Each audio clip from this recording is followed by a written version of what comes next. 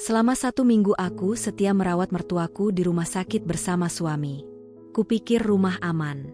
Tapi saat kami pulang, suara aneh terdengar dari basement. Ketika pintunya kubuka, ibuku ada di sana, kotor, gemetar, dan ketakutan. Ia dikurung selama 5 hari. Aku syok saat tahu kebenarannya ternyata. Yuk, absen dulu di kolom komentar. Sobat kisah berasal dari kota mana saja? Jangan lupa tekan like dan subscribe, ya. Dukungan kalian sangat berarti agar channel ini terus berkembang dan bisa menyajikan cerita yang lebih seru. Terima kasih. Pagi itu datang tanpa pertanda apapun. Matahari naik perlahan di balik atap rumah, menyelinap melalui celah jendela dapur yang sedikit retak. Aku berdiri di depan kompor, mengaduk sayur bening dengan gerakan pelan, seolah ingin menunda waktu. Di ruang tengah, ibu duduk di kursi kayu kesayangannya, menonton acara pagi dengan suara televisi yang sengaja dikecilkan. Ia tidak banyak bicara sejak subuh, hanya sesekali menarik napas panjang, lalu menatap ke arah pintu seakan menunggu sesuatu yang tidak pernah datang. Aku berangkat sebentar, Bu, kataku akhirnya, memecah keheningan. Ibu menoleh. Wajahnya tampak lelah, meski ia berusaha tersenyum. Keriput di sudut matanya semakin jelas ketika ia mengangguk pelan. Ke rumah sakit lagi? Tanyanya, suaranya nyaris tenggelam oleh suara kipas angin. Aku mengangguk. Iya, ibu mertua masih harus dijaga. Kalimat itu terasa berat di lidahku. Sejak beberapa hari terakhir, kata rumah sakit menjadi bagian dari rutinitas yang tidak bisa dihindari. Bangsal dingin, bau obat yang menusuk, serta suara alat medis yang terus berbunyi sudah menggerogoti pikiranku sedikit demi sedikit. Namun yang lebih menggangguku justru perasaan bersalah, karena harus meninggalkan ibu sendirian di rumah. Ibu tersenyum lagi, kali ini lebih tipis. Ibu tidak apa-apa. Kamu urus saja kewajibanmu. Aku tahu ia berbohong.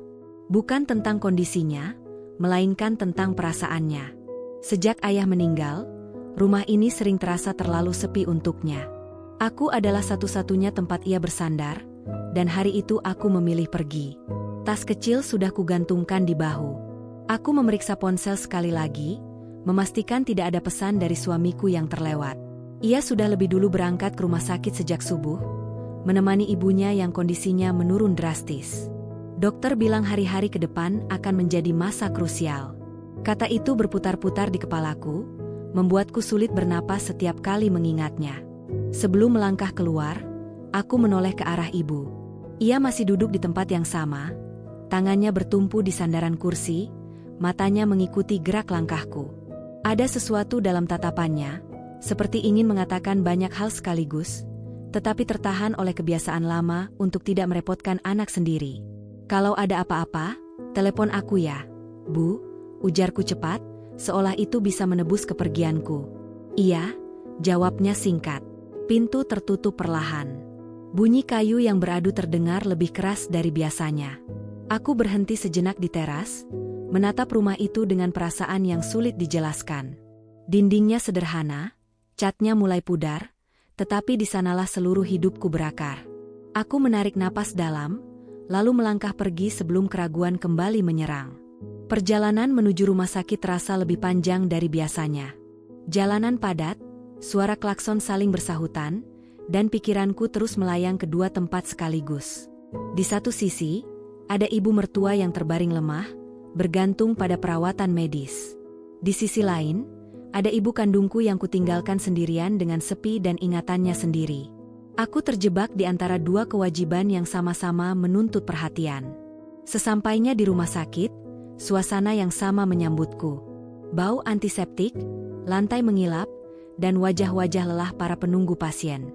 Suamiku duduk di kursi lorong, menunduk dengan kedua tangan saling bertaut. Ketika melihatku, ia berdiri dan memelukku tanpa kata. Bagaimana kondisinya? Tanyaku pelan. Masih sama, jawabnya singkat. Nada suaranya berat, seakan setiap kata membutuhkan tenaga ekstra untuk keluar. Kami masuk ke ruang perawatan. Ibu mertuaku terbaring dengan mata terpejam, wajahnya pucat, napasnya tidak teratur. Melihatnya seperti itu membuat dadaku sesak. Ia adalah wanita yang selama ini dikenal kuat dan tegas, namun kini tubuhnya terkulai tak berdaya.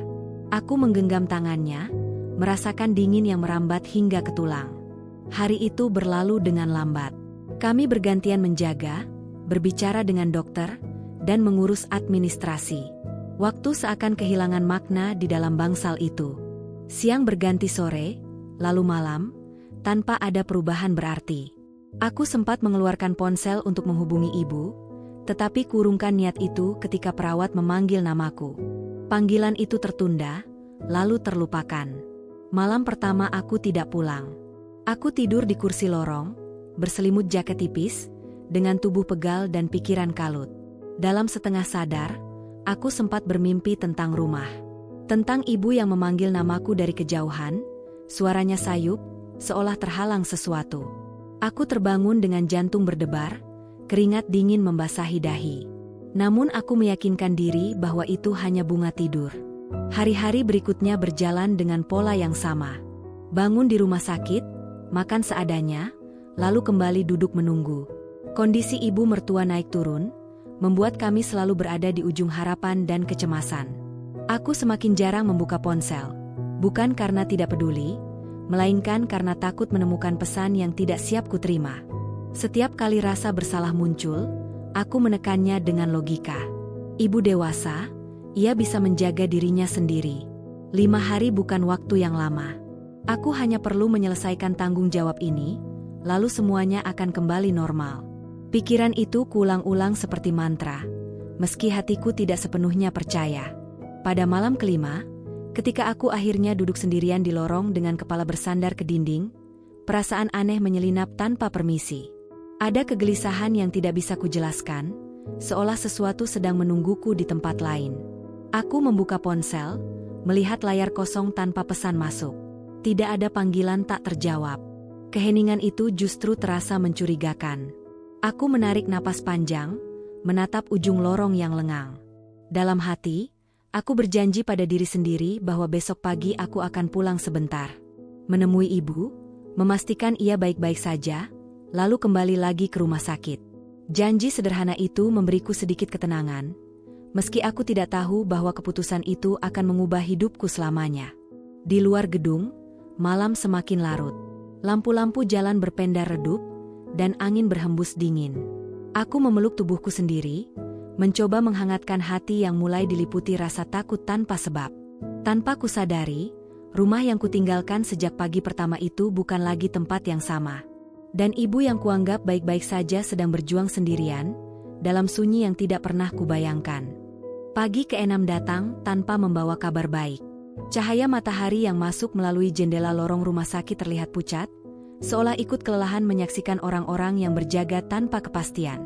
Aku terbangun dengan leher kaku dan punggung nyeri, kursi panjang yang kutempati semalaman terasa semakin keras. Untuk beberapa detik, aku lupa di mana aku berada. Namun begitu aroma antiseptik kembali tercium, ingatan itu menghantam dengan cepat dan kasar. Di hadapanku, suamiku masih duduk di kursi yang sama sejak malam sebelumnya. Matanya merah, wajahnya tampak lebih tua dari usia sebenarnya. Ia menatap pintu ruang perawatan dengan pandangan kosong, seperti seseorang yang sedang menunggu keputusan hakim atas hidupnya sendiri. "Kamu tidak tidur?" tanyaku lirih. Ia menggeleng. "Tak bisa." Aku tidak memaksa. Dalam situasi seperti ini, tidur adalah kemewahan yang sulit diminta. Aku berdiri perlahan, meregangkan badan sebentar, lalu berjalan ke arah mesin kopi di ujung lorong. Cairan pahit itu menjadi satu-satunya hal yang mampu menahan mataku agar tetap terbuka. Saat meneguknya, tanganku sedikit bergetar, bukan karena dingin, melainkan karena kelelahan yang menumpuk. Hari itu berjalan lebih lambat dari hari-hari sebelumnya. Dokter datang dengan wajah serius, menyampaikan penjelasan panjang yang sulit dipahami. Istilah medis meluncur deras, bercampur dengan kemungkinan dan risiko.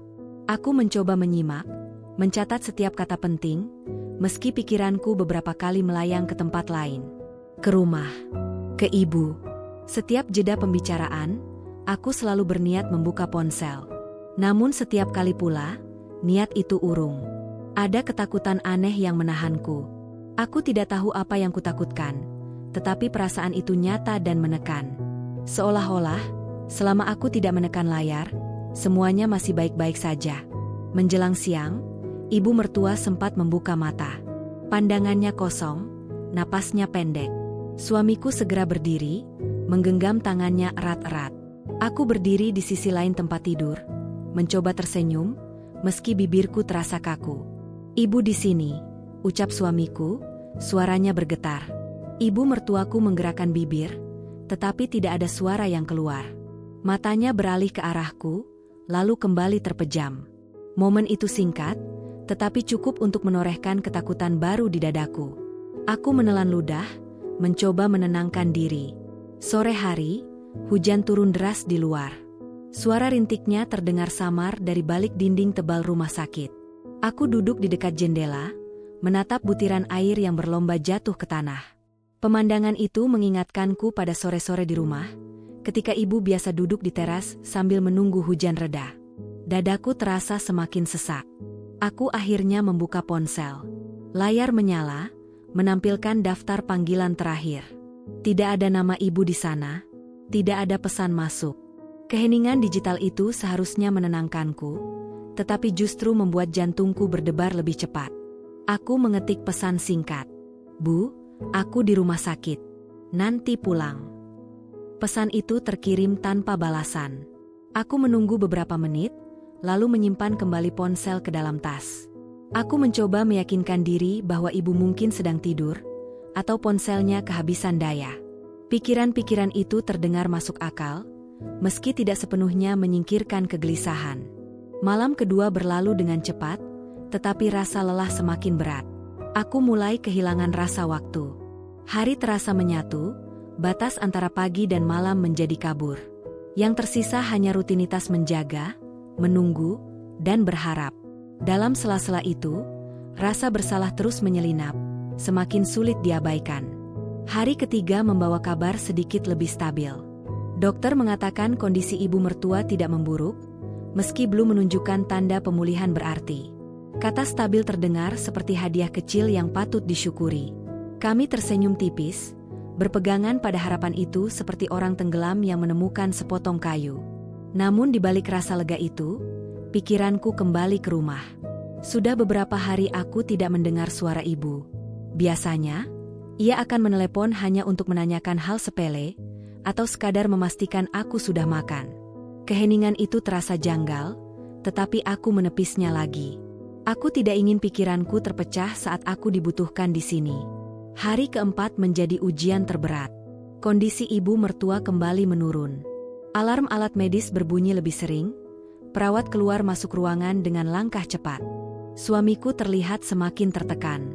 Aku berusaha menjadi penopang, meski hatiku sendiri rapuh. Aku menggenggam tangannya, memberinya kekuatan yang entah dari mana datangnya. Di tengah kekacauan itu, ponselku bergetar. Aku mengira itu pesan dari rumah, tetapi yang muncul justru notifikasi lain. Kekecewaan kecil menyelinap, diikuti rasa malu karena berharap terlalu banyak.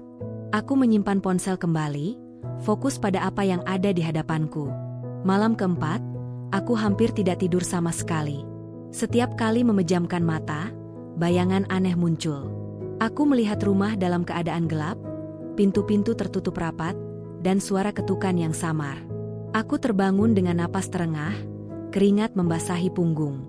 Aku duduk, menenangkan diri, meyakinkan bahwa semua itu hanya efek kelelahan. Hari kelima tiba dengan langit kelabu.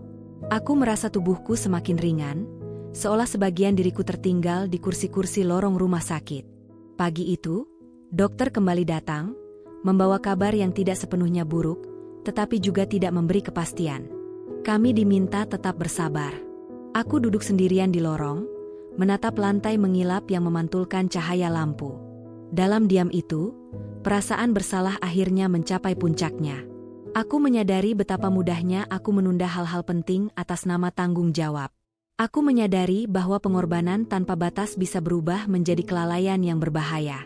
Sore harinya, aku kembali membuka ponsel. Masih tidak ada kabar dari ibu. Jantungku berdetak lebih kencang. Aku meneleponnya.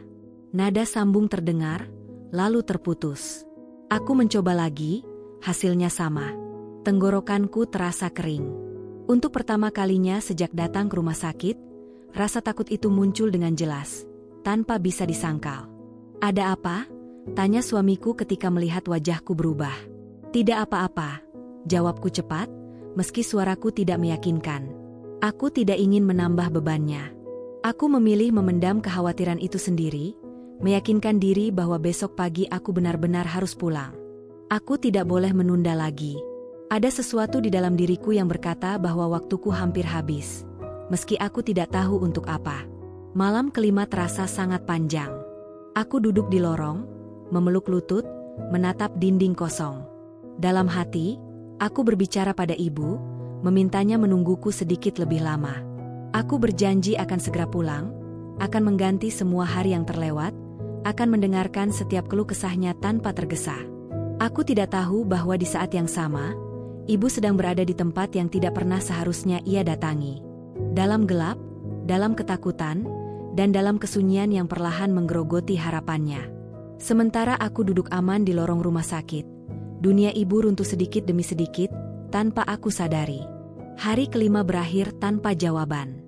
Dan besok pagi, ketika aku akhirnya memutuskan untuk pulang, aku akan menemukan bahwa keterlambatan sekecil apapun bisa membawa konsekuensi yang tidak terbayangkan. Pagi itu akhirnya aku pulang, meski hanya untuk sebentar.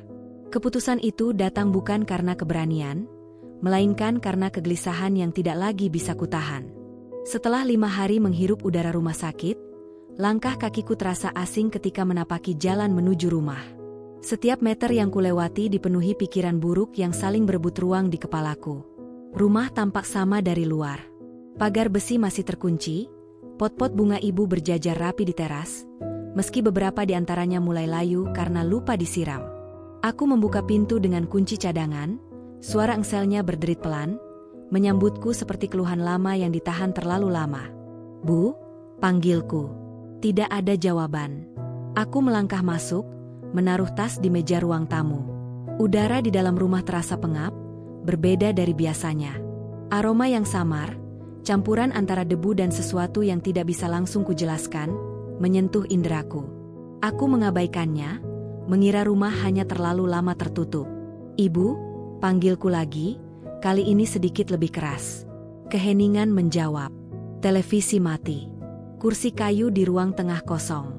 Jantungku berdegup lebih cepat, tetapi aku memaksa diriku tetap tenang. Mungkin ibu sedang tidur di kamar. Mungkin ia pergi sebentar ke rumah tetangga. Aku berjalan menuju kamar ibu. Pintu tidak terkunci. Tempat tidur rapi, selimut terlipat, seperti tidak pernah disentuh. Lemari tertutup rapat. Tidak ada tanda-tanda seseorang baru saja beristirahat di sana. Tenggorokanku mengering. Aku berbalik, mencoba menenangkan diri. Aku menuju dapur. Panci masih tersusun di rak, piring-piring bersih tertata rapi. Tidak ada sisa makanan di meja. Jam dinding berdetak pelan, terdengar terlalu keras di tengah kesunyian itu. Perasaan aneh mulai merayap, dingin, perlahan, tetapi pasti. Aku mengambil ponsel, menelepon ibu lagi. Nada sambung terdengar, lalu terputus. Aku mencoba sekali lagi, hasilnya sama. Napasku mulai tidak teratur. Aku berjalan mondar-mandir di ruang tamu, mencoba mencari tanda sekecil apapun yang bisa menjelaskan kepergiannya. Mataku tertuju pada pintu kecil di sudut dapur. Pintu menuju gudang bawah tanah. Pintu itu jarang sekali dibuka. Ibu biasanya hanya masuk ke sana untuk menyimpan barang-barang lama. Aku menatapnya beberapa detik, lalu menggeleng pelan. Pikiran itu terlalu berlebihan, kataku dalam hati. Aku kembali keluar rumah, bertanya pada tetangga. Mereka menggeleng. Tidak ada yang melihat ibu keluar dalam beberapa hari terakhir. Ada yang bilang pagar rumah selalu tertutup. Ada yang mengira aku dan ibu sedang pergi bersama. Setiap jawaban itu menambah beban di dadaku. Aku kembali masuk, duduk di sofa, mencoba berpikir jernih. Mungkin ibu menginap di rumah kerabat tanpa memberi kabar. Mungkin ponselnya rusak. Mungkin aku hanya terlalu lelah sehingga pikiranku membesar-besarkan keadaan. Alasan-alasan itu berputar, tetapi tidak ada satupun yang benar-benar meyakinkanku. Aku mengecek setiap sudut rumah. Kamar mandi bersih, handuk kering. Lemari obat tertutup rapi. Tidak ada tanda panik, tidak ada barang yang berserakan. Rumah ini terlalu tenang untuk ukuran seseorang yang pergi tanpa pamit. Ketika aku kembali ke dapur, perhatianku tertarik pada lantai dekat pintu gudang. Ada bekas goresan tipis, seperti sesuatu pernah diseret. Aku berjongkok, menyentuhnya dengan ujung jari. Debu menempel di kulitku. Jantungku berdetak semakin kencang. Aku berdiri, menatap pintu itu lagi. Rasanya seperti menatap sesuatu yang seharusnya tidak kulihat. Ada dorongan kuat untuk membukanya, tetapi ada juga rasa takut yang menahanku. Aku menelan ludah, lalu mundur selangkah. Tidak, gumamku, lebih kepada diriku sendiri. Aku memutuskan kembali ke rumah sakit. Aku harus memberi kabar pada suamiku, tetapi aku tidak ingin membuatnya panik tanpa bukti apapun. Aku mengunci rumah, melangkah pergi dengan hati yang semakin berat. Sepanjang perjalanan, bayangan rumah kosong itu terus terbayang di kepalaku. Di rumah sakit, suasana masih sama. Lorong panjang, wajah-wajah lelah, dan suara alat medis yang terus berdetak. Suamiku menyambutku dengan tatapan cemas. "Kamu lama," katanya. "Aku pulang sebentar," jawabku. Aku ragu sejenak sebelum melanjutkan, "Ibu tidak ada di rumah." Ia mengerutkan kening. "Mungkin ke tetangga?" Aku sudah tanya. Tidak ada yang tahu. Ia terdiam. Ada kekhawatiran yang mulai muncul di wajahnya, meski ia berusaha menutupinya. "Mungkin ke rumah saudara," katanya akhirnya. "Mungkin," jawabku pelan, meski hatiku tidak sependapat. Hari itu aku tidak bisa fokus. Setiap suara kecil membuatku tersentak. Setiap langkah perawat terdengar seperti alarm bahaya. Aku terus memikirkan pintu gudang itu, bekas goresan di lantai, dan rumah yang terlalu sunyi. Malamnya, ketika aku mencoba tidur di kursi lorong, mimpi buruk datang lagi. Aku melihat ibu berdiri di ruang gelap, memukul pintu dengan tangan gemetar. Wajahnya kotor, matanya penuh ketakutan. Ia memanggil namaku berulang kali, suaranya serak dan putus-putus. Aku berlari ke arahnya, tetapi lantai di bawah kakiku runtuh. Aku terjatuh, sementara suaranya semakin jauh. Aku terbangun dengan jeritan tertahan. Napasku tersengal. Keringat membasahi seluruh tubuhku. Suamiku terbangun, menatapku dengan cemas. "Kamu mimpi buruk," katanya. Aku mengangguk, tidak sanggup menjelaskan. Aku hanya memeluk diriku sendiri, mencoba menenangkan detak jantung yang tak kunjung melambat. Hari berikutnya, aku kembali mencoba menghubungi ibu. Tidak ada jawaban. Aku menelepon kerabat jauh, menanyakan apakah ibu berada di sana. Jawaban mereka sama, tidak tahu. Setiap penolakan itu seperti palu yang memukul kesadaranku perlahan-lahan. Ada sesuatu yang salah. Dan aku tahu, jauh di dalam hatiku, bahwa aku telah mengabaikan tanda-tanda itu sejak awal. Aku mulai menyusun potongan-potongan kecil di kepalaku. Keheningan yang tidak wajar. Panggilan tak terjawab. Mimpi buruk yang terus datang. Bekas goresan di lantai dapur. Semua itu membentuk bayangan yang semakin jelas, meski aku belum berani menyebutkannya dengan kata-kata. Sore itu, aku berdiri di depan jendela lorong, menatap langit yang memerah. Aku merasa waktu bergerak terlalu cepat, meninggalkanku dengan penyesalan yang belum sempat kutebus. Aku sadar bahwa setiap keputusan untuk menunda memiliki harga, dan mungkin aku akan segera diminta membayarnya. Dalam diam, aku membuat keputusan. Setelah kondisi ibu mertua sedikit stabil, aku akan pulang. Tidak peduli apapun alasannya, aku harus kembali ke rumah. Aku tidak bisa lagi mengabaikan perasaan ini. Aku tidak tahu bahwa keputusan itu datang terlambat. Bahwa di balik pintu yang kutakuti, seseorang yang sangat kucintai sedang bertahan dengan sisa kekuatan yang ada. Dan bahwa tanda-tanda yang kuabaikan akan berubah menjadi kenyataan yang menghancurkan hidupku selamanya. Keputusan untuk pulang akhirnya terwujud pada pagi yang terasa lebih sunyi dari biasanya. Kondisi ibu mertua dinyatakan stabil, meski jauh dari kata membaik. Dokter menyarankan pengawasan ketat, tetapi tidak lagi membutuhkan penjagaan penuh 24 jam. Suamiku memintaku pulang sebentar, sekadar memastikan keadaan rumah, lalu kembali sore nanti. Nada bicaranya terdengar tenang, Namun aku tahu ia juga menyimpan kegelisahan yang sama. Aku meninggalkan rumah sakit dengan langkah cepat. Jalanan masih basah oleh embun pagi, udara terasa dingin menusuk kulit. Di sepanjang perjalanan, pikiranku terus dipenuhi bayangan rumah kosong dan pintu gudang yang tertutup rapat. Setiap kali ingatan itu muncul, perutku terasa melilit. Ketika akhirnya sampai di depan rumah, jantungku berdegup tidak wajar. Pagar masih terkunci seperti terakhir kali kutinggalkan. Tidak ada tanda-tanda aktivitas. Aku berdiri sejenak, menarik napas dalam, lalu membuka kunci dengan tangan sedikit gemetar. Pintu utama terbuka. Suara engselnya terdengar lebih nyaring dari biasanya. Aku melangkah masuk, menutup pintu perlahan di belakangku. Udara di dalam rumah terasa lebih berat, seolah menyimpan sesuatu yang tidak ingin dilepaskan. Bau lembab menyergap hidungku, bercampur aroma apa yang membuat dadaku semakin sesak. "Ibu," panggilku. Tidak ada jawaban. Aku berdiri di ruang tamu, menatap setiap sudut dengan lebih saksama. Kursi kayu tempat ibu biasa duduk masih di sana, tetapi ada lapisan debu tipis di sandarannya. Televisi tetap mati. Jam dinding berdetak pelan, iramanya terasa menghantam telingaku. Aku berjalan menuju dapur. Lantai terasa dingin di telapak kakiku. Panci dan wajan masih tergantung rapi, tidak berubah. Namun kali ini, aku lebih peka. Aku mencium bau yang samar, seperti keringat bercampur tanah basah. Aku berhenti melangkah, memejamkan mata sejenak, mencoba menenangkan diri. "Tenang," bisikku pada diri sendiri. Aku membuka jendela dapur, membiarkan udara segar masuk. Cahaya matahari menyelinap, menerangi sudut ruangan yang selama ini gelap. Sekilas, semuanya tampak normal. Namun perasaan aneh itu tidak pergi. Justru semakin kuat.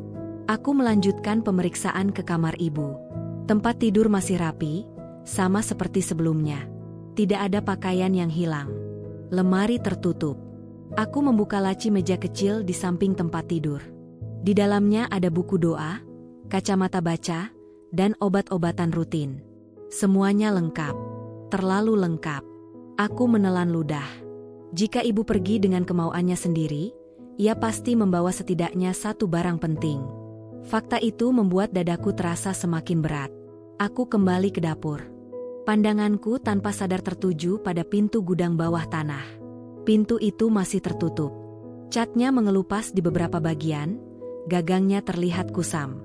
Aku berdiri mematung beberapa langkah darinya. Ada dorongan kuat untuk mendekat, tetapi kakiku terasa berat. Aku memalingkan wajah, mencoba mengalihkan perhatian. Aku membersihkan meja, mencuci gelas kotor, melakukan hal-hal kecil untuk menenangkan diri. Namun setiap gerakan terasa sia-sia. Pintu itu seperti magnet, menarik perhatianku tanpa henti. Tiba-tiba, aku mendengar suara. Sangat pelan. Hampir tidak terdengar. Seperti sesuatu yang jatuh. Atau mungkin hanya kayu yang memuai. Aku berhenti bergerak, menahan napas. Aku menunggu. Sun. Aku menggeleng, menertawakan diriku sendiri dalam hati. Rumah tua memang sering mengeluarkan bunyi aneh. Aku terlalu lelah, itu saja alasannya. Aku melangkah pergi dari dapur, kembali ke ruang tamu. Namun baru beberapa langkah, suara itu terdengar lagi. Kali ini lebih jelas. Seperti ketukan lemah. Tidak teratur. Datangnya dari arah bawah lantai. Tubuhku menegang. Jantungku berdetak kencang, begitu keras hingga aku yakin suaranya bisa terdengar. Aku berdiri di tempat, menajamkan pendengaran. Ada jeda beberapa detik, lalu suara itu kembali. Ketukan. Pelan. Putus asa. "Ibu," panggilku, suaraku nyaris tidak keluar. Tidak ada jawaban, tetapi ketukan itu terdengar lagi. Lebih lemah. Dadaku terasa seperti diremas. Aku melangkah perlahan menuju dapur. Setiap langkah terasa berat seperti menarik beban. Aku berdiri di depan pintu gudang. Tanganku terangkat, ragu-ragu. Ketukan itu terdengar dari balik pintu, jelas sekarang. Bukan suara benda. Itu suara seseorang. Air mata mulai menggenang di mataku. Tanganku gemetar ketika menyentuh gagang pintu. Dingin. Aku menelan ludah, mencoba mengumpulkan keberanian. Siapa di dalam? Tanyaku dengan suara bergetar. Tidak ada jawaban, hanya suara gesekan lemah, seperti kuku yang menyentuh kayu. Aku menarik napas dalam-dalam, lalu memutar gagang pintu. Pintu itu tidak langsung terbuka, seperti terkunci dari luar. Panik menyergapku. Aku menariknya lagi dengan lebih kuat. Kali ini terdengar bunyi klik, lalu pintu terbuka sedikit. Udara pengap langsung menyembur keluar, membawa bau menyengat yang membuatku terbatuk. Aku menutup hidung dengan satu tangan, membuka pintu lebih lebar dengan tangan lainnya. Pemandangan di hadapanku membuat kakiku lemas. Di sudut ruangan sempit itu, ibu duduk meringkuk. Pakaiannya kotor, rambutnya kusut, wajahnya pucat. Matanya membesar ketika melihat cahaya masuk, seperti hewan yang terlalu lama terkurung dalam gelap. Tangannya terangkat, gemetar, seolah ingin melindungi diri. "Bu," suaraku pecah. Ia menatapku, bibirnya bergetar. "Nak," katanya lirih, nyaris tidak terdengar. Aku berlutut, merangkak mendekatinya. Air mata mengalir tanpa bisa kutahan. Aku memeluknya erat, merasakan tubuhnya yang dingin dan kurus. Ia gemetar dalam pelukanku, napasnya tersengal. Maafkan aku," bisikku berulang kali. Aku tidak tahu berapa lama kami berada di sana. Waktu seakan berhenti. Yang ada hanya tangis, bau lembab, dan rasa bersalah yang menghancurkan dadaku. Aku membantu ibu berdiri, membawanya keluar dari gudang itu. Ia berjalan tertatih, tubuhnya terlalu lemah untuk menopang dirinya sendiri. Aku membaringkannya di sofa, menyelimutinya dengan selimut tebal. Aku mengambil air minum, memberinya minum perlahan. Tangannya masih gemetar. Matanya kosong, seolah jiwanya belum sepenuhnya kembali. "Siapa yang melakukan ini, Bu?" tanyaku dengan suara serak. Ia menatapku, lalu menggeleng pelan. Air mata mengalir di pipinya. "Ibu, lupa," katanya terputus-putus. Jawaban itu menghantamku lebih keras dari apapun. Ibuku tidak bisa menjelaskan. Trauma telah mengunci ingatannya, meninggalkan kami dengan pertanyaan yang menakutkan. Aku duduk di lantai, memeluk lutut, menatap pintu gudang yang kini terbuka. Pintu itu tidak lagi menakutkan, tetapi menjadi saksi bisu dari kelalaianku. Aku menyadari satu hal dengan jelas, ini bukan kecelakaan. Seseorang telah mengunci ibuku di sana. Dan orang itu mengenal rumah ini. Tanganku gemetar ketika mengambil ponsel. Aku menelepon suamiku, suaraku bergetar saat menjelaskan apa yang terjadi. Di seberang sana, ia terdiam lama. "Aku pulang sekarang," katanya akhirnya. Aku menatap ibu yang terbaring lemah. Dalam hati, aku bersumpah tidak akan membiarkan ini berlalu tanpa kebenaran. Apapun yang harus kuhadapi, aku akan melakukannya. Karena rumah ini telah berubah menjadi tempat kejahatan, dan keluargaku menyimpan rahasia yang lebih gelap dari gudang itu sendiri. Ambulans datang tidak lama setelah aku menutup panggilan. Suara sirenenya memecah keheningan pagi, membuatku tersadar bahwa apa yang terjadi bukan lagi mimpi buruk yang bisa diusir dengan terbangun. Ini nyata. Terlalu nyata. Ibu dibawa keluar rumah dengan tandu, tubuhnya dibalut selimut. Matanya terpejam rapat seolah takut melihat dunia lagi. Aku duduk di sampingnya selama perjalanan menuju rumah sakit. Tanganku menggenggam tangannya yang dingin, kurasakan getaran halus dari tubuhnya yang masih belum berhenti gemetar. Setiap kali matanya terbuka sedikit, ia tampak kebingungan, lalu kembali memejamkannya seperti anak kecil yang ketakutan. "Tenang, Bu. Aku di sini," bisikku, meski suaraku sendiri terdengar rapuh. Di ruang gawat darurat, semuanya bergerak cepat. Perawat, dokter, dan suara instruksi bersahutan. Aku berdiri di sudut ruangan, menyaksikan mereka memeriksa ibu, membersihkan tubuhnya, memasang infus, dan menanyakan hal-hal yang sulit kujawab. Berapa lama ia dikurung? Apakah ia makan dan minum? Apakah ia sempat pingsan? Setiap pertanyaan itu terasa seperti pisau yang mengiris rasa bersalahku lebih dalam. Aku tidak tahu jawabannya. Dan ketidaktahuan itu terasa memalukan. Suamiku datang tidak lama kemudian. Wajahnya pucat ketika melihat ibu terbaring di ranjang rumah sakit. Ia menatapku, lalu ibu, lalu kembali menatapku dengan sorot mata yang sulit kuterjemahkan. Ada keterkejutan, ada kemarahan, dan ada sesuatu yang lebih gelap, yang membuatku merinding. Apa yang sebenarnya terjadi? Tanyanya pelan. Aku menceritakan semuanya. Tentang rumah yang kosong. Tentang bau aneh. Tentang ketukan lemah dari balik pintu gudang. Tentang ibu yang kutemukan dalam kondisi mengenaskan. Selama aku berbicara, suamiku tidak menyela. Rahangnya mengeras, tangannya mengepal, napasnya teratur tetapi berat. Gudang itu terkunci dari luar? Tanyanya akhirnya. Aku mengangguk. Iya. Ia terdiam lama. Terlalu lama. Ada jeda sunyi yang terasa ganjil, seolah pikirannya sedang bekerja terlalu keras. Ketika ia akhirnya berbicara lagi, nadanya terdengar berbeda. Kunci gudang itu biasanya digantung di dapur, katanya. Dadaku berdegup kencang. Aku tahu. Kunci itu tidak pernah rusak. Lanjutnya, tidak mungkin terkunci sendiri. Kalimat itu menggantung di udara, berat dan mengancam. Aku menelan ludah, merasakan kenyataan mulai terbentuk dengan jelas. Ini bukan kecelakaan. Ini bukan kelalaian. Ini perbuatan seseorang. Ibu dipindahkan ke ruang perawatan. Dokter mengatakan ia mengalami dehidrasi, kelelahan berat, dan trauma psikologis. Tubuhnya mungkin akan pulih, tetapi luka di pikirannya membutuhkan waktu yang tidak singkat. Mendengar itu, aku duduk lemas di kursi lorong, menundukkan kepala, membiarkan air mata jatuh tanpa suara. Beberapa jam kemudian, ketika ibu terbangun, aku duduk di samping ranjangnya. Ia menatap sekeliling dengan cemas, matanya membesar ketika melihat dinding putih dan alat medis. Aku segera menggenggam tangannya. Ibu aman sekarang, kataku lembut. Ia menatapku lama, seolah mencoba mengenaliku kembali. Lalu air mata mengalir di pipinya. Gelap, katanya tiba-tiba, suaranya serak. Ibu takut. Aku menahan tangis. Ibu ingat apa yang terjadi. Ia menggeleng cepat, napasnya memburu.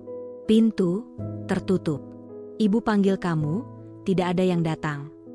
Kata-kata itu menghancurkan sisa pertahananku. Aku menunduk, menempelkan kening ke tangan ibu. Maaf, bisikku. Ini salahku. Ia tidak menjawab. Matanya menatap kosong ke langit-langit, seolah bayangan gelap itu masih melekat di sana. Hari itu berlalu dengan lambat. Aku tidak meninggalkan sisi ibu. Suamiku beberapa kali keluar masuk ruangan, berbicara dengan dokter, menerima telepon, dan mengurus administrasi. Setiap kali ia kembali, raut wajahnya semakin kaku. Ada jarak tak kasat mata yang mulai terbentuk di antara kami. Malamnya, ketika ibu tertidur, aku dan suamiku duduk di lorong.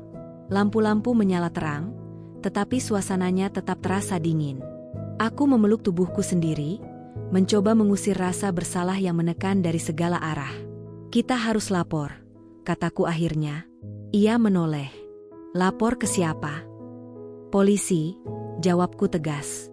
Ia terdiam, menatap lantai. Kita belum tahu siapa pelakunya. Justru itu, balasku. Ini tidak bisa dibiarkan. Ia menghela napas panjang. Aku tidak menolak. Tapi, ini keluarga. Kalimat itu membuatku menatapnya tajam. Justru karena keluarga, ini lebih tidak bisa dibiarkan. Ia tidak menjawab. Aku bisa melihat konflik di wajahnya. Di satu sisi, ia marah atas apa yang terjadi. Di sisi lain, ada sesuatu yang menahannya. Sesuatu yang membuatnya ragu melangkah lebih jauh. Keesokan paginya, ibu masih belum bisa banyak bicara. Setiap kali aku menanyakan detail, ia terlihat semakin gelisah. Tangannya berkeringat, napasnya cepat. Dokter menyarankan agar kami tidak memaksanya mengingat untuk sementara waktu. Aku duduk di ruang tunggu, memandangi ponselku. Ada beberapa pesan masuk sejak kemarin, sebagian dari keluarga suami. Pertanyaan-pertanyaan basa-basi tentang kondisi ibu mertua.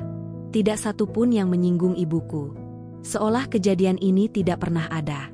Perasaan curiga mulai tumbuh. Aku mengingat kembali siapa saja yang memiliki akses ke rumah. Siapa saja yang tahu bahwa aku dan suamiku tidak pulang selama beberapa hari. Siapa saja yang tahu tentang gudang itu. Daftar itu tidak panjang, dan itulah yang membuatku semakin takut. Sore harinya, Seorang perawat datang membawa pakaian ibu yang telah dibersihkan. Aku memegang kain itu, merasakan teksturnya, membayangkan ibu mengenakannya dalam gelap. Dadaku terasa sesak. Aku tidak bisa mengusir bayangan itu dari kepalaku. Suamiku kembali mendekat. Aku sudah bicara dengan dokter. Katanya, ibu akan dirawat beberapa hari. Aku mengangguk. Aku tidak akan meninggalkannya. Ia menatapku, lalu berkata pelan, "Kita harus bicara nanti." Nada suaranya membuatku gelisah. Aku tahu pembicaraan itu tidak akan mudah. Ada sesuatu yang ia sembunyikan, atau setidaknya belum siap ia ucapkan. Malam itu, ketika aku duduk sendirian di lorong, aku menyadari bahwa kejadian ini bukan hanya tentang ibuku. Ini tentang kepercayaan yang runtuh, tentang rumah yang tidak lagi aman, dan tentang keluarga yang menyimpan sisi gelap di balik wajah ramah. Gudang itu mungkin telah terbuka, tetapi luka yang ditinggalkannya baru saja mulai menganga.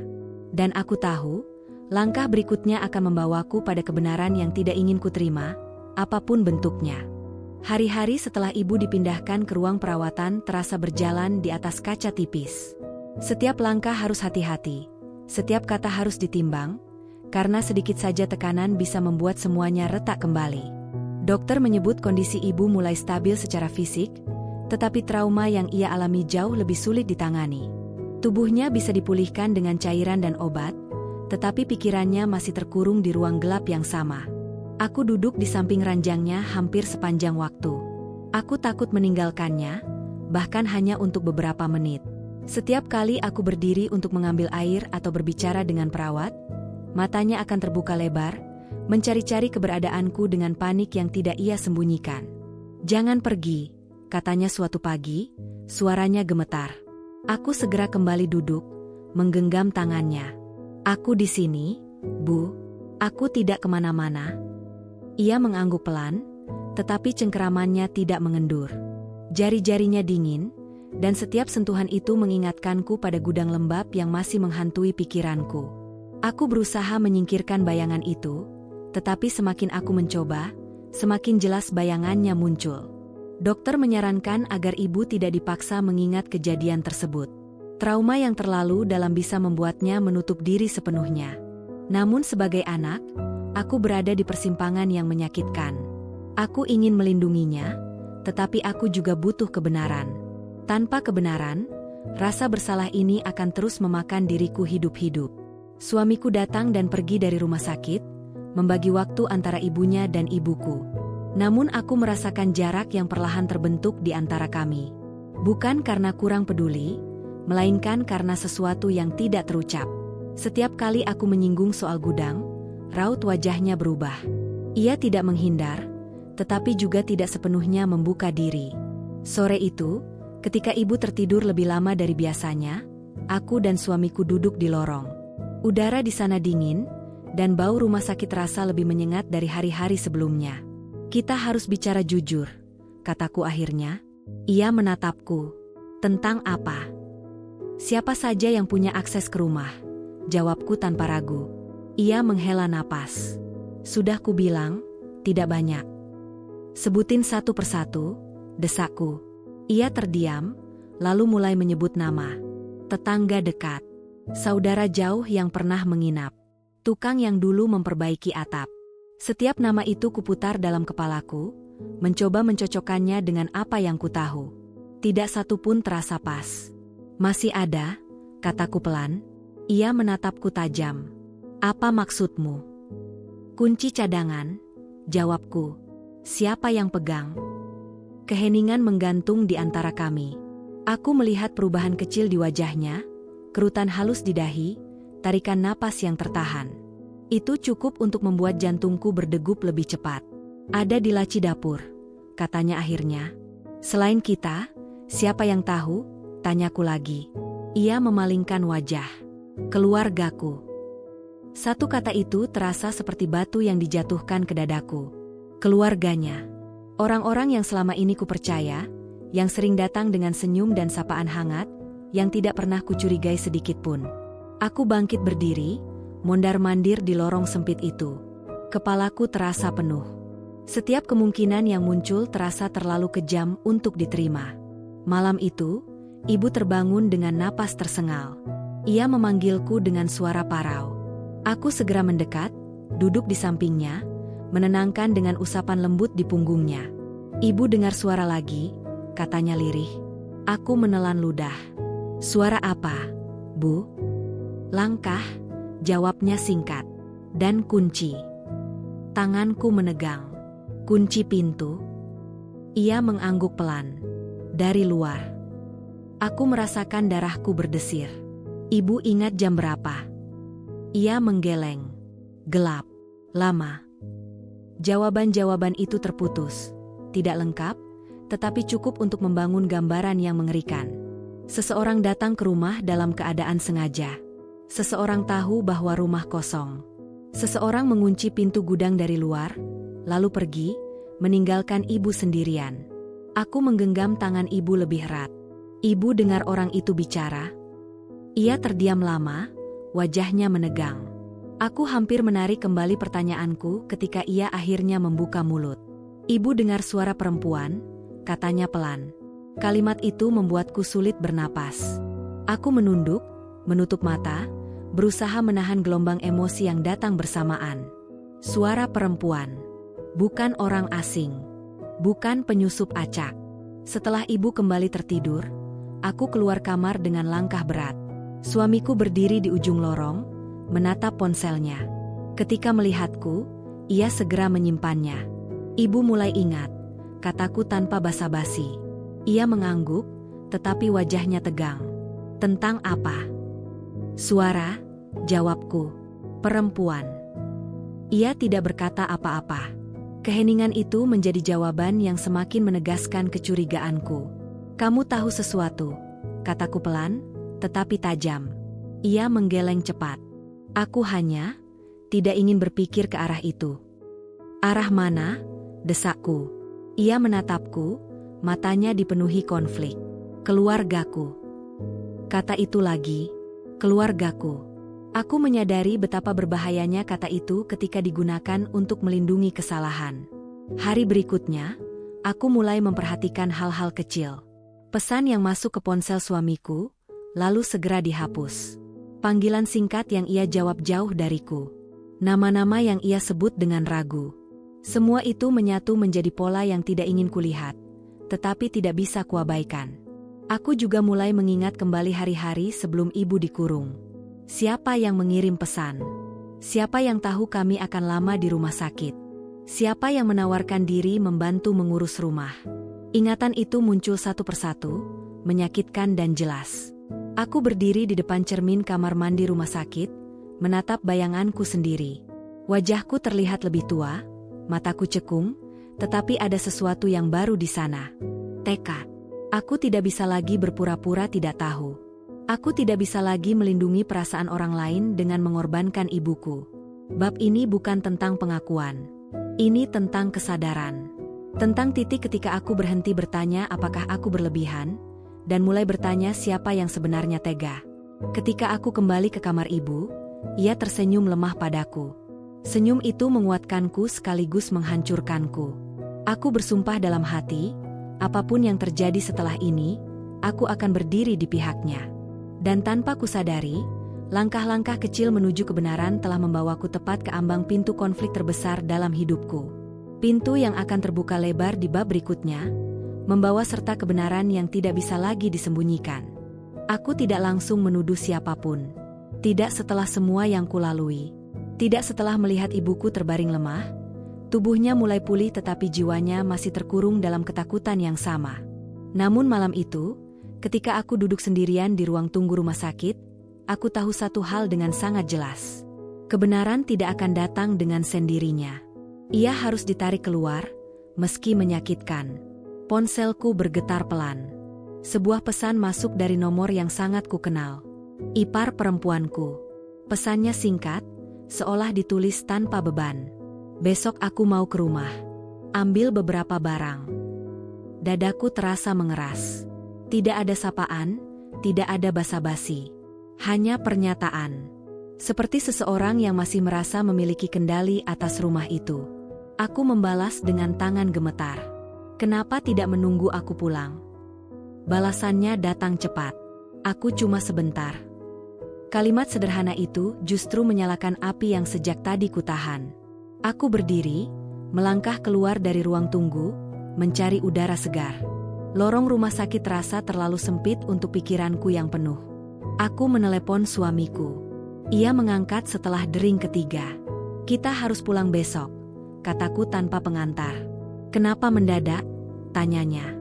"Iparmu mau ke rumah," jawabku. Ia terdiam. Keheningan di ujung sana bukan lagi hal asing. Namun kali ini, aku tidak membiarkannya berlalu. "Ada apa sebenarnya?" desaku. Ia menarik napas panjang. "Kamu terlalu curiga." Aku tersenyum pahit. Ibuku dikurung 5 hari di gudang. Kalau itu masih dianggap berlebihan, aku tidak tahu lagi apa artinya kewarasan. Ia tidak menjawab. Dan dalam diam itulah aku menemukan jawabannya. Keesokan harinya kami pulang. Rumah menyambut dengan keheningan yang aneh. Bau lembab masih terasa samar, meski pintu gudang sudah lama dibuka. Aku berdiri di depan pintu itu cukup lama, merasakan dingin yang merayap naik dari telapak kakiku. Tempat ini bukan sekadar ruang sempit. Ia adalah saksi bisu dari pengkhianatan yang terlalu dekat. Ipar perempuanku datang menjelang siang. Ia masuk seperti biasa, melepas sepatu, tersenyum ringan, seolah tidak ada dosa yang bersembunyi di balik matanya. Aku mengamatinya tanpa berkata apapun. "Kok rumah sepi?" tanyanya santai. "Ibuku masih di rumah sakit," jawabku datar. "Oh," katanya singkat. "Kasihan, ya?" Kata itu terasa seperti ejekan. Aku menatapnya lebih lama dari yang seharusnya. Ia mulai gelisah, mengalihkan pandangan, lalu melangkah menuju dapur. "Kunci cadangan masih di tempat lama?" tanyanya tiba-tiba. Pertanyaan itu menghantam kepalaku. Aku menoleh cepat. "Kenapa tanya begitu?" Ia tertawa kecil. "Refleks saja." Aku tidak tertawa. Aku melangkah mendekat, berdiri tepat di depannya. "Kamu tahu ibuku dikunci di gudang?" Ia membeku. Senyum di wajahnya menghilang perlahan. "Itu cuma cerita," katanya, suaranya berubah. "Aku dengar dari orang." "Orang yang mana?" tanyaku. Ia mengangkat bahu. "Aku tidak ingat." Kebohongan yang buruk. Terlalu mudah terlihat. Aku mengangguk pelan, lalu berjalan menuju pintu gudang. Tanganku menyentuh gagangnya. Besi itu dingin. Seperti dulu, aku membukanya perlahan. Ruangan gelap itu terbentang di depanku, kosong, tetapi penuh dengan gema masa lalu. "Aku mau kamu ikut," kataku tanpa menoleh. Ia ragu, tetapi akhirnya melangkah masuk. Aku menutup pintu di belakang kami, tidak sampai terkunci. Cahaya masuk dari celah atas, cukup untuk melihat wajahnya yang kini pucat. "Kenapa kamu lakukan itu?" tanyaku pelan. "Aku tidak tahu apa yang kamu bicarakan," jawabnya cepat. Aku menunjuk sudut ruangan. Ibuku duduk di sana, 5 hari, tanpa air, tanpa tahu apakah masih hidup. Ia menelan ludah. Tangannya bergetar. "Kamu satu-satunya yang tahu aku dan suamiku akan lama di rumah sakit," lanjutku. "Kamu satu-satunya yang sering masuk rumah tanpa izin. Dan kamu satu-satunya yang pernah mengeluh tentang ibuku." "Itu tidak adil," katanya, suaranya meninggi. "Aku cuma bilang dia merepotkan." Kalimat itu memecahkan sesuatu di dalam diriku. Merepotkan. Kata sederhana yang ternyata cukup untuk menghilangkan rasa kemanusiaan seseorang. "Apa kamu sadar apa yang kamu lakukan?" tanyaku, kali ini suaraku bergetar. Ia terdiam lama.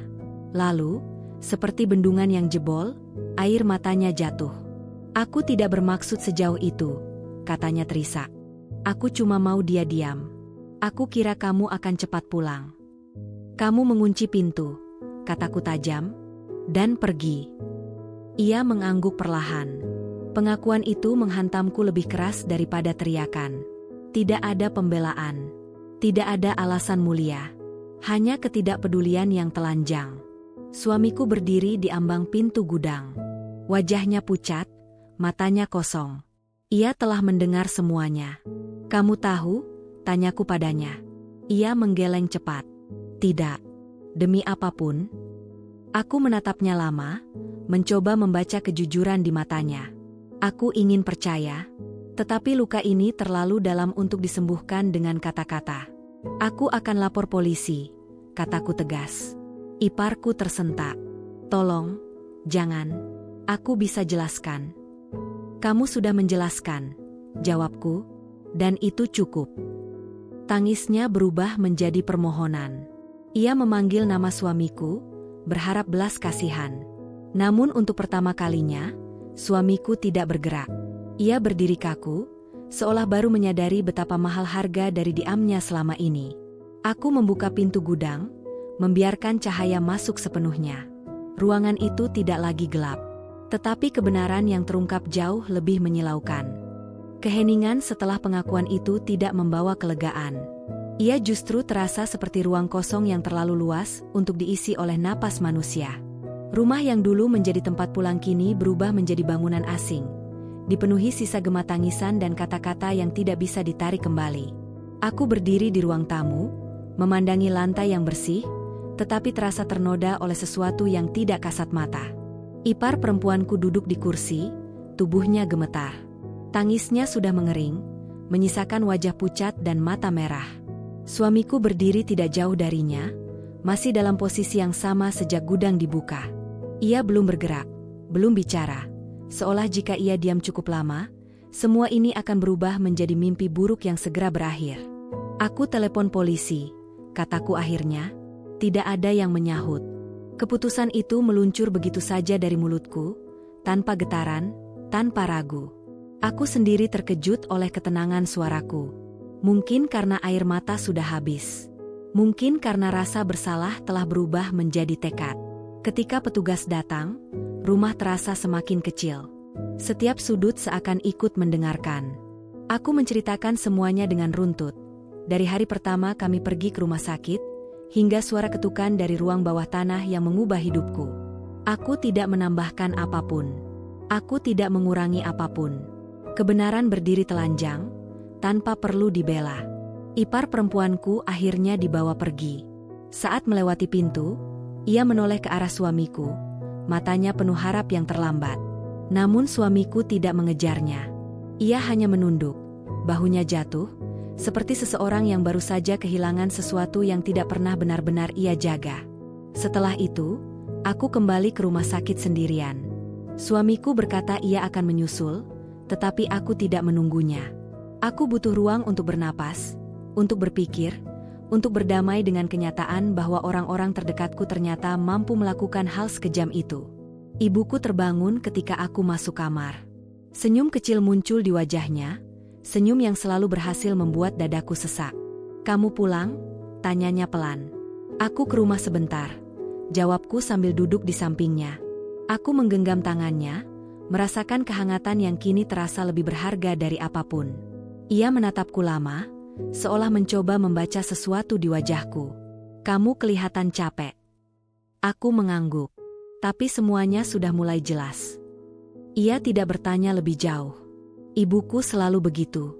Ia tidak memaksa. Ia tidak menuntut.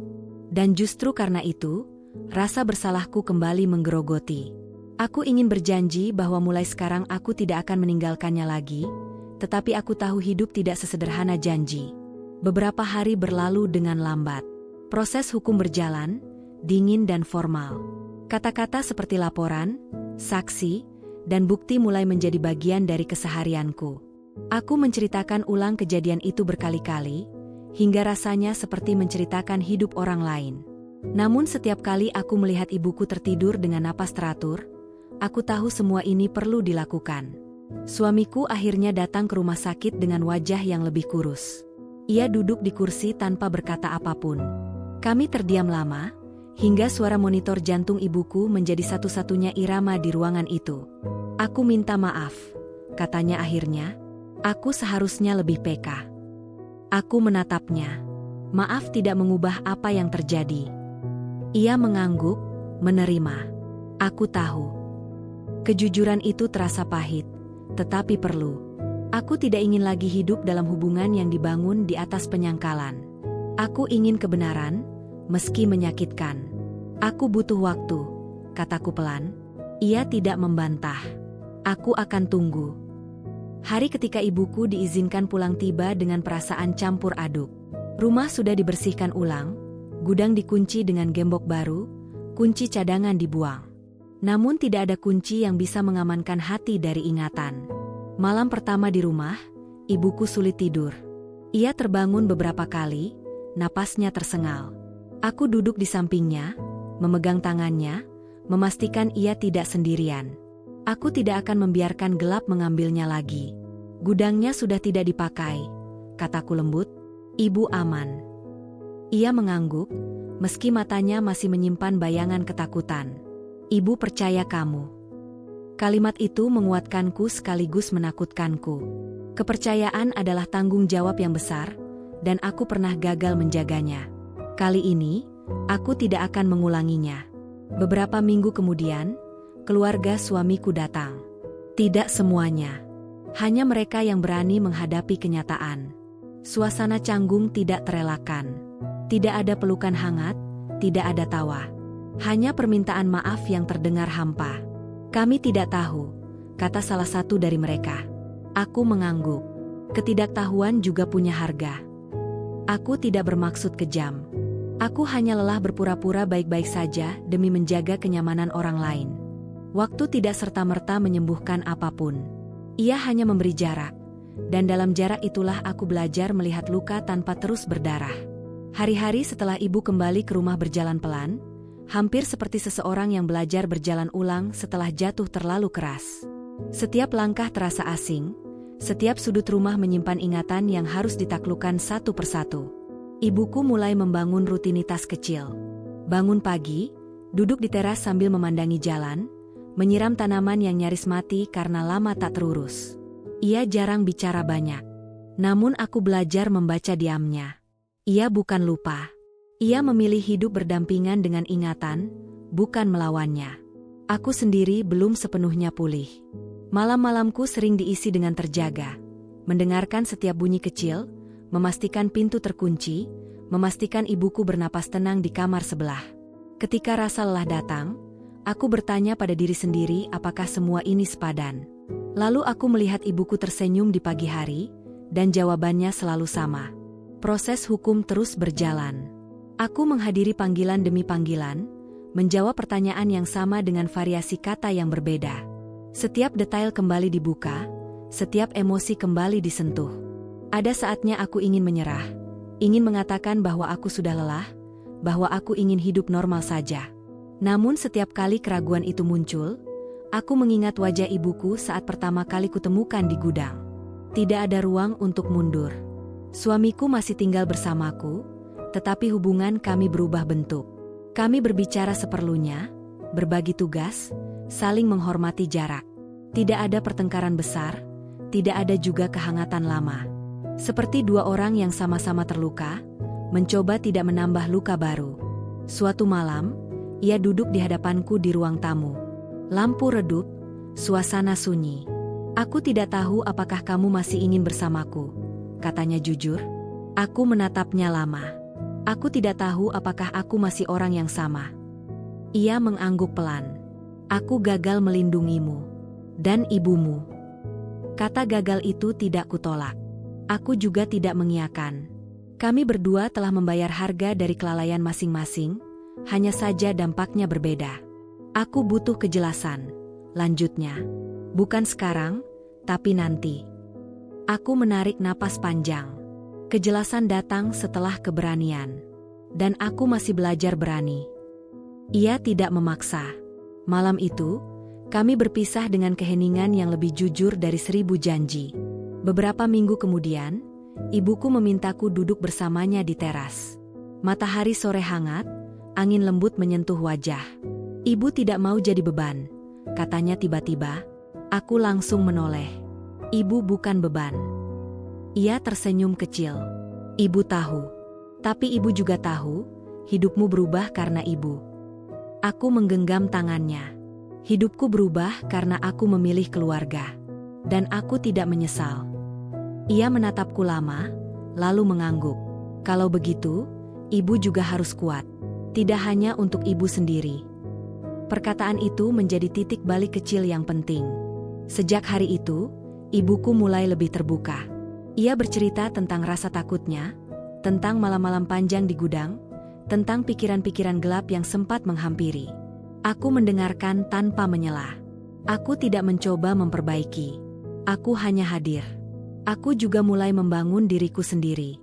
Aku kembali bekerja perlahan, mengatur jadwal agar tetap bisa mengawasi ibu. Aku belajar meminta bantuan, sesuatu yang dulu terasa seperti kelemahan. Aku belajar bahwa bertahan tidak selalu berarti menahan semuanya sendirian. Suatu hari, surat resmi datang. Tahapan hukum memasuki fase akhir. Aku membacanya perlahan, merasakan campuran lega dan takut. Keadilan semakin dekat, tetapi bersamaan dengan itu, bab ini akan benar-benar ditutup. Tidak akan ada lagi alasan untuk menoleh ke belakang. Malam itu, aku berdiri di depan gudang sekali lagi. Aku membukanya, menyalakan lampu, membiarkan cahaya memenuhi ruang yang dulu gelap. Tidak ada apa-apa di sana. Tidak ada monster. Tidak ada suara. Hanya ruang kosong. Aku tidak takut lagi, bisikku, entah pada siapa.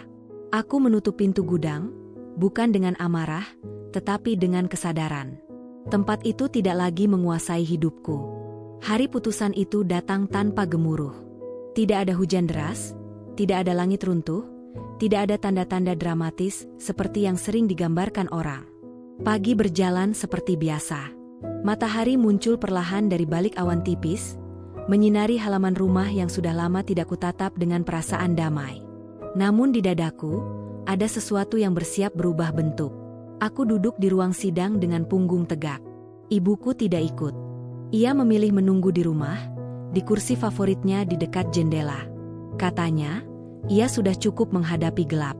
Kini ia ingin menunggu cahaya. Aku menghormati keputusannya. Ketika putusan dibacakan, aku mendengarkan tanpa berkedip. Kata-kata hukum mengalir formal, dingin, dan berjarak. Namun di balik setiap kalimat, ada pengakuan bahwa apa yang terjadi pada ibuku adalah nyata. Bahwa penderitaan itu diakui. Bahwa kejahatan itu memiliki nama dan konsekuensi. Aku tidak merasa menang. Aku juga tidak merasa kalah. Yang kurasakan hanyalah kelegaan yang sunyi, seperti seseorang yang akhirnya boleh meletakkan beban berat setelah memikulnya terlalu lama. Ketika sidang selesai, aku keluar gedung sendirian. Udara terasa lebih ringan. Di rumah, ibuku menungguku. Ia menatapku dengan mata penuh tanya, tetapi tanpa kecemasan. "Sudah selesai?" tanyanya. Aku mengangguk. "Sudah." Ia tidak bertanya lebih jauh. Ia hanya menepuk kursi di sampingnya, mengajakku duduk. Kami terdiam cukup lama, ditemani suara burung sore dan angin yang menggerakkan daun. "Ibu lega," katanya akhirnya. "Bukan karena orang itu dihukum, tapi karena kamu tidak lagi menyimpan marah sendirian." Aku tersenyum tipis. Ibuku selalu melihat lebih jauh dari yang kukira. Hari-hari berikutnya berjalan perlahan, tetapi stabil. Rumah ini, yang sempat terasa asing, mulai kembali bernapas. Aku membuka jendela lebih sering. Cahaya masuk tanpa ragu. Gudang tetap terkunci, tetapi bukan lagi karena takut. Ia menjadi ruang yang tidak penting, tidak lagi pusat dari ingatan kami. Suamiku dan aku akhirnya duduk bersama untuk percakapan yang paling jujur sepanjang pernikahan kami. Tidak ada suara tinggi, tidak ada saling menyalahkan. "Aku tidak meminta kamu melupakan," kataku padanya. "Aku hanya ingin tahu apakah kamu sanggup berubah." Ia menatapku lama. "Aku sanggup belajar. Kalau kamu masih mau berjalan bersamaku." Aku tidak menjawab cepat. Aku memikirkan semua yang telah kulalui, semua versi diriku yang runtuh dan bangkit kembali. "Kita mulai dari kejujuran," kataku akhirnya, tanpa janji berlebihan. Ia mengangguk. Itu bukan akhir bahagia yang sempurna. Namun itu nyata. Dan untuk pertama kalinya, aku tidak takut dengan ketidaksempurnaan. Ibuku mulai kembali tertawa kecil. Tidak sering, tetapi tulus. Ia kembali memasak hidangan sederhana, menata rumah dengan caranya sendiri. Sesekali, ia duduk diam terlalu lama. Saat itu terjadi, aku tidak panik. Aku duduk di sampingnya. Kami belajar bahwa hadir jauh lebih penting daripada memaksa lupa. Suatu pagi, aku membuka gudang untuk terakhir kalinya. Aku membersihkannya, bukan untuk menghapus jejak, tetapi untuk menutup bab dengan sadar. Aku menyapu lantai, mengelap dinding, membiarkan cahaya memenuhi setiap sudut. Ketika selesai, aku menutup pintu itu dengan tenang. Bukan sebagai korban, bukan sebagai anak yang menyesal, tetapi sebagai perempuan yang bertanggung jawab atas hidupnya sendiri. Aku berdiri di halaman rumah, menghirup udara dalam-dalam. Rumah ini kembali menjadi rumah. Bukan karena temboknya berubah, tetapi karena penghuninya memilih jujur pada luka dan berani merawatnya. Kisah ini tidak berakhir dengan semua orang bahagia. Ia berakhir dengan semua orang sadar bahwa keluarga bisa menjadi tempat paling aman, sekaligus paling berbahaya. Bahwa cinta tanpa tanggung jawab adalah kelalaian. Bahwa diam terlalu lama bisa melukai lebih dalam daripada kata kasar. Dan aku belajar satu hal yang paling penting. Pengorbanan tidak pernah salah, selama kita tidak mengorbankan nurani sendiri. Menjaga keluarga bukan berarti menutup mata. Kadang, justru berarti berani membuka pintu, meski yang terlihat di baliknya adalah kebenaran yang menyakitkan. Ibuku memanggilku dari dalam rumah. Aku menoleh, tersenyum, dan melangkah masuk. Masa lalu tidak hilang. Namun ia tidak lagi mengikat kakiku. Di rumah ini, kami belajar bernapas kembali. Dan itu cukup. Selesai.